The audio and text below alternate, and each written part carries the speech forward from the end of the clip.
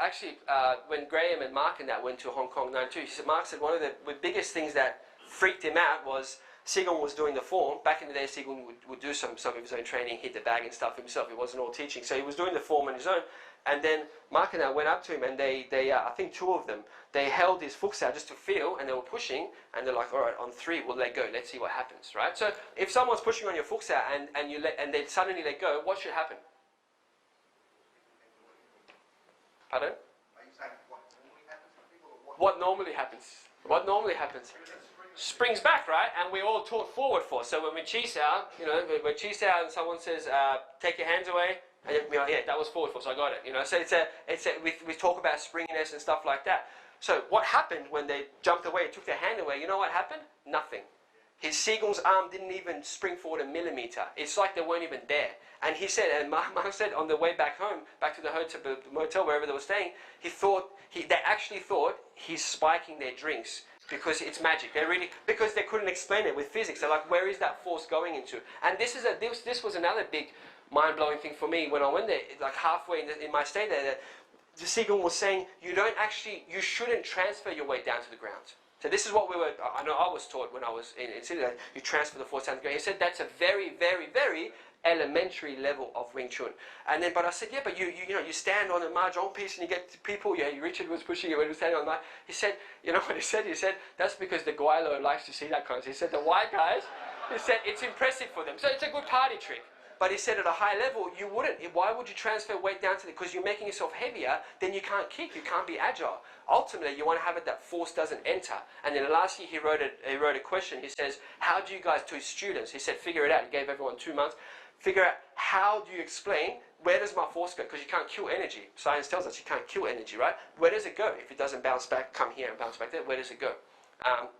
Anyway, so that was one of the big things for me as well, that you don't take the force down. So it's very simple. Just to sum it up, what he was saying, when I'm working on myself, to activate that state, take Gong Sing, get it in a holistic way, and then to be able to slowly shape it. So not thinking about here, how to move this forward, thinking about exactly what Tony was saying. Well, in that state, you start to feel your center, and from there, align.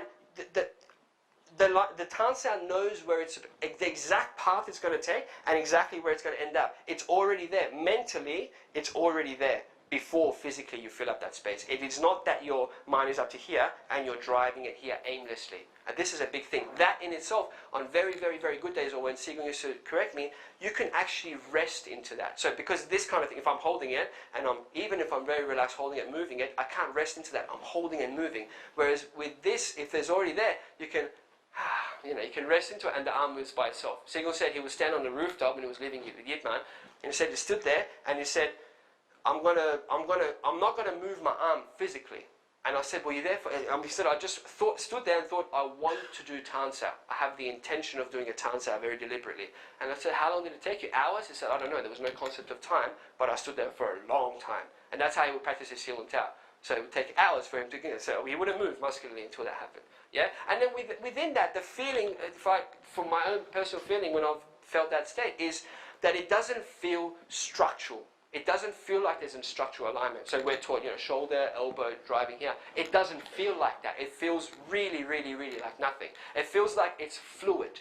It feels like there's fluidity to the structure. So therefore, for example, if you're holding here, if I'm, say, pulling back, or if you hold strong, if I have to use structure, either I have to, sink into it, drop this down, do something like that, or I have to stand like this, right? But if you're holding strong, if it's in that state and you really feel your body and you're just thinking about coming back in a straight line within that state, then even standing on one leg, it doesn't take much to move the person, or going forward, or standing like this. If I'm standing like that, instead of having to go, okay, 1-inch punch, I'm going to do it like that, the way Bruce Lee used to do, standing on one leg, going like this with the arm pretty much straight and going like that, you can start to get that kind of explosive power with little movement, because it's the whole body that's putting it in. And one of the biggest things, just to finish it up, I know I'm taking too much time, but is the speed that comes out of this. That I don't know many people. I know, Tony, you practice a lot with speed, but that's a big thing. That's a big indication as to whether we're doing it properly or not. Sigong's speed was ridiculous, even to 80 years old, ridiculous, like really faster than our hand-eye coordination.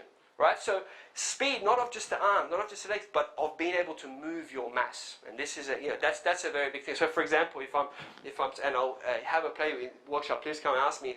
Like if I'm doing something like this, it's quite easy. We can start to get a lot of power, a lot of speed. But if I'm out of range, so when martial artists come to my school in Hong Kong, a lot of martial artists come. That's the first thing I say is, okay, so because what's the martial art power in terms of application for self-defense? Power and speed. So you do some powerful stuff. They're like, okay, that's cool.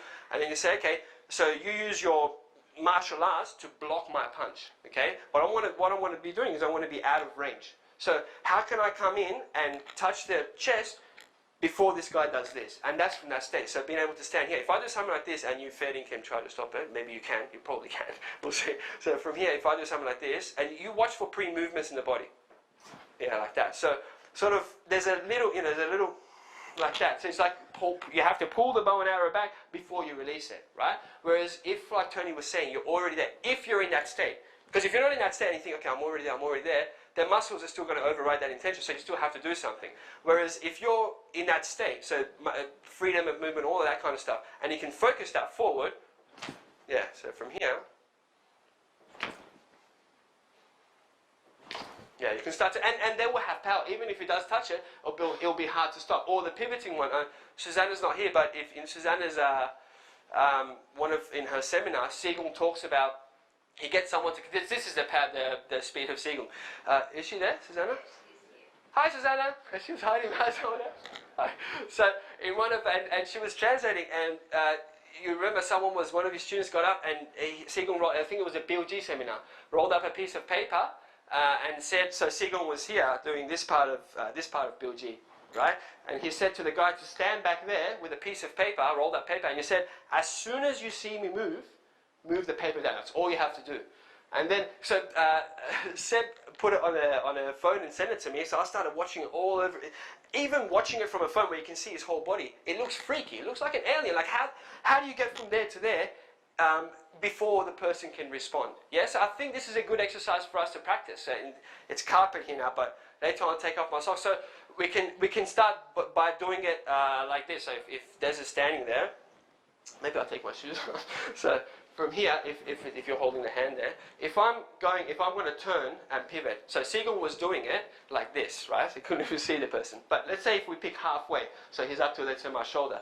Again, same thing. If you're in that state, and then you so if you're not in that state, you have to use a twist, like how kickboxers kick, right? So from here, there's a twist, and then they release it out. So there's a shoop like that, right? So there's a 1, 2, 3, 4, 5 kind of movement. And if it's got that movement, by the time I do this, he's already going to see it. So if you try to stop it, like that, he'll be able to see it. Even if I go faster in that method, that's waist movement. People say you move from your waist. It's not the waist, it's your center of mass. If you move from your waist, yeah, it'll be like that. And if you move from your center, again, try to see if it's...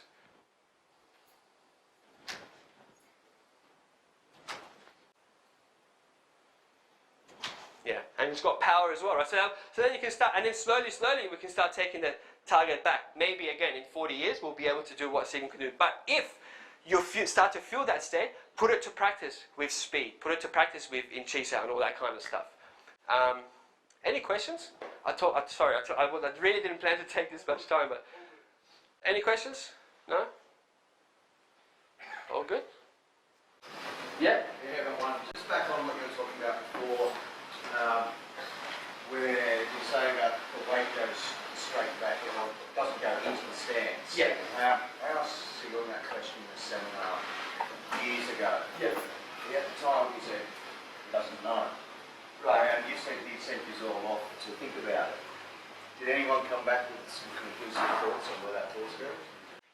No, well, there was talk on. Actually, Jing's husband came up with a theory. At the end, he said, "I don't know." Basically, Siegel was like, but he came up with a theory that there's this material inside around the ligaments that, and I'm quoting him, Jing's husband. What's his name? What's that? Mr. J. Yeah. He came up with the thing that because he's a physicist, and he looked into it and came up with this thing where in the ligaments there's this material that it's like it's like no material on earth, like it's not like wood, metal, whatever. It's not like plastic. It's something that can absorb force within it. don't know. I'm not sure, man. I'm not sure because he told me afterwards, and yeah, I don't know. He didn't say fascia in English, but he said could be fascia because fascia is a new finding or something. One cool story with that though, because not taking the force in. So Sigung could stand on a scale. You can't push him back, and because to take down 20 kilos, if we have a scale here, I bet half the people in the room I could set up, or the ones that can already do it, I could take 25 kilos down on one leg. You can. It's not very hard. It's an easy thing. You just got to direct your structure back down. But can you stand on there? The person can't push you off, and the weight doesn't go up. It was in a doctor's getting his. There was a checkup, I think, for his liver when he had the cancer. When he was going through this last few years. He was in a doctor, and they start talking about, hey, what do you do, Wing Chun Sifu? Oh, really? No. They start talking, and they start. I don't know how it came up, but he's like, I can get you to push on me, and you can't push me over. I won't lean, and actually, I'll make my body weight lighter. Doctor said, impossible. Why are you talking crap? Impossible. Bring in the scales. So they brought in the scale, and one of his helping hand, the doctor's helping hand, had two people pushing on him, and sure enough, he was making himself lighter. So, and I asked him how. Nim Tao. How do you get Nim Tao? Sing. That's it. Thank you, guys. Thank you very much. Thank you. Okay, so I just wanted to clarify the answer to the question that was asked in that seminar, just because I wasn't very happy with the answer I gave. And when I came back from Australia, I actually contacted the person I was talking about, the physicist. His name is Mui, so I call him Mui Sisok. And we met up in a tea house, and I asked him basically what had happened, what exactly had he said to Siegel, what his guess was, what Siegel had said, etc. And he said that, as I said, Siegel left a question of how is it that, who can explain that when force comes into me, why is it that force doesn't enter the joints? Because you can't kill energy, so what's happening to the incoming energy? What's happening to the incoming force? So a couple of months ago, I gave people a couple of months to have a think about it, and then after 2 months, he gave an answer himself. Master Choi gave an answer himself, but it wasn't conclusive, it wasn't complete. But his answer basically was that through what he feels is that he's tapping into the ligaments with the mind. So relaxing the muscles, allowing the force to come through to the ligaments. And he's using the ligaments in such a way that as force is sort of entering the joint, if you have a look at the diagram that I'll put up now, so if you look in the bottom right hand side, he drew a illustration of a shoulder joint, and he drew these little things around it, that I've highlighted in red, and he said he feels that as the force comes in, the force sort of meets the ligament, or the ligament acts in such a way to basically dissipate the force like that. So effectively the force doesn't really travel past the joint that much. And if you imagine, that's just one joint. If you imagine how many joints you can utilize, therefore the force doesn't really come down to the legs of the floor. And now, if you look above it, you can see that there's no actual material that is shaped like this, around the joints. You can see the ligaments there and the joint capsule, and and one thing that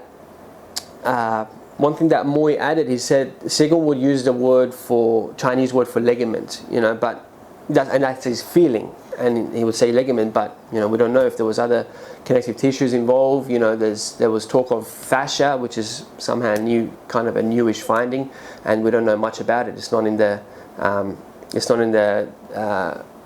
muscular system textbooks, right? There's not much information out there about it.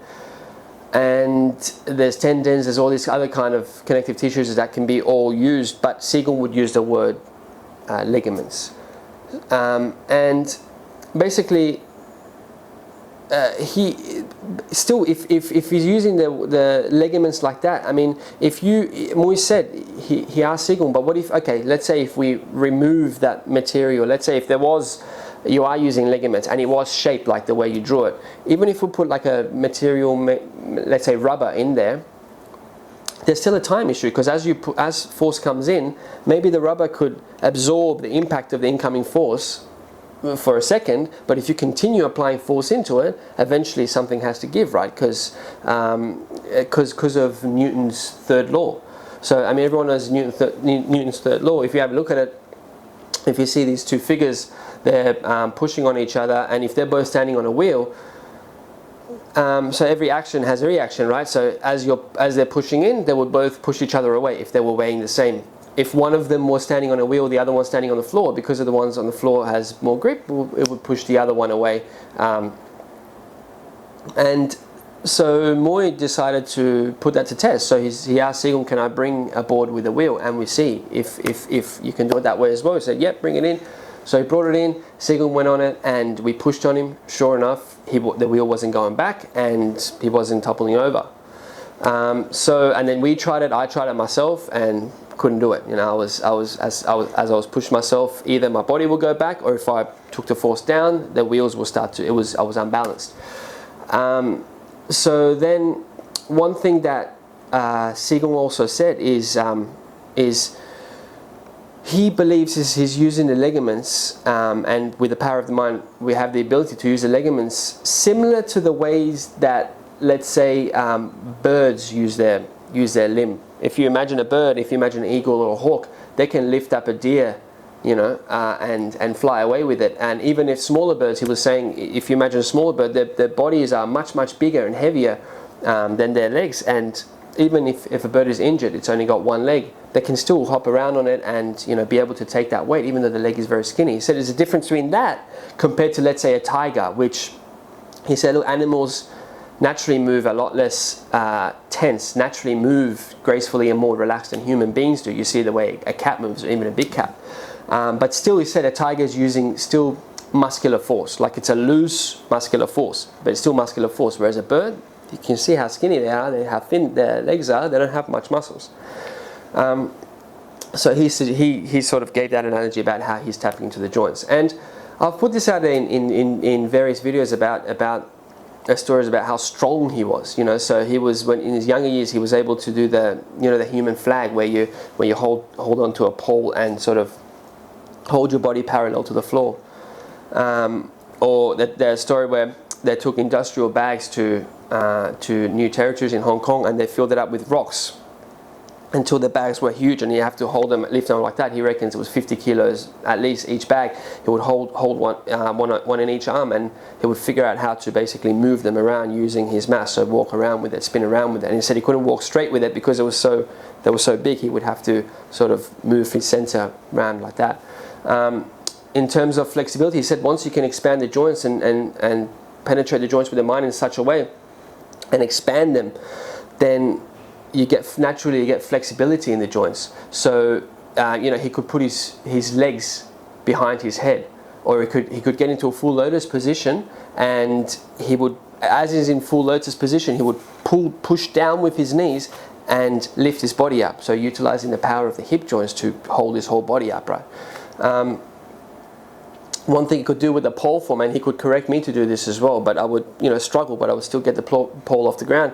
He would do it effortlessly. Is he would hold the end of the Wing Chun pole, which the heavy ones, so they're hard enough for most people to lift up and hold out with both arms, and he would hold it at one end, so the other end is on the floor, hold his arms completely straight, and just very softly and effortlessly go like this to raise the pole up. So for someone that was under 60 kilos, it was around in his young years, it was about 53, 54 kilos. Later on, he was up about 59, 60 kilos. For someone that size, for him to be doing this kind of stuff is quite remarkable, because big guys that used to come from overseas couldn't do that pole thing that he could do.